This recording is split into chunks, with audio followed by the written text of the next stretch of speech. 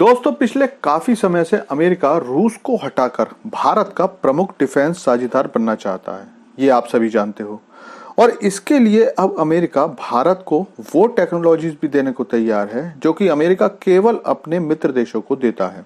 भारत का प्रमुख डिफेंस साझेदार बनने की लड़ाई में अमेरिका, फ्रांस और रूस लगातार नए नए ऑफर दे रहे हैं। लेकिन एक ऐसा क्षेत्र है जिसमें इन देशों की महारत तो है, लेकिन यूके इसका मास्टर है। और भारत का डिफेंस बजट का ज्यादातर हिस्सा इन देशों में बढ़ता देखकर अब ब्रिटेन भी भारत के लिए जबरदस्त ऑफर लेकर आ गया है। और सबसे ज्यादा खुशी की बात यह है कि इस ऑफर पर भारत और ब्रिटेन की बातचीत शुरू भी हो गई है।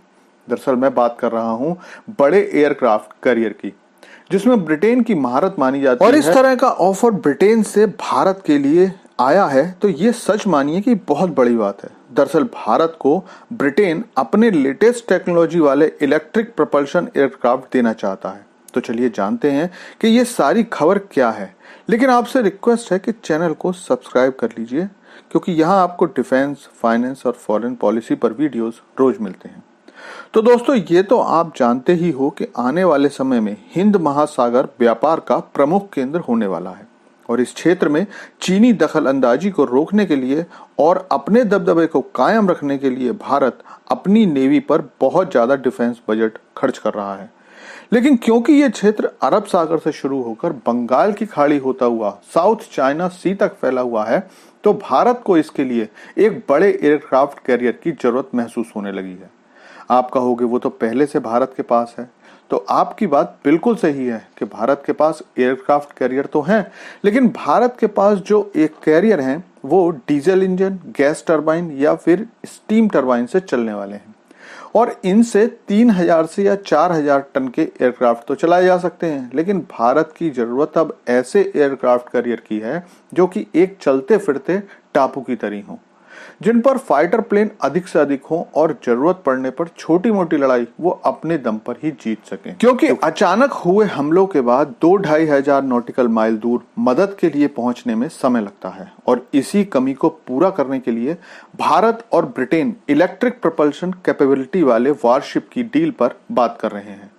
इन वारशिप्स का वजन 6000 टन तक होता है। खास बात यह है कि ये ऑफर खुद ब्रिटेन की तरफ से आया है।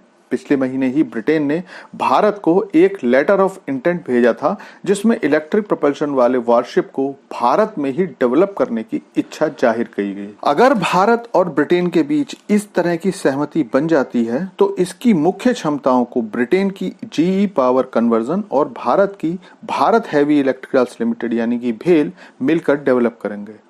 अब कुछ लोगों को लग सकता है कि भारत को इन सब की क्या जरूरत है, क्योंकि भारत का कोचीन शिपयार्ड और मझगांव शिपयार्ड अब इतना कैपेबल हो चुका है।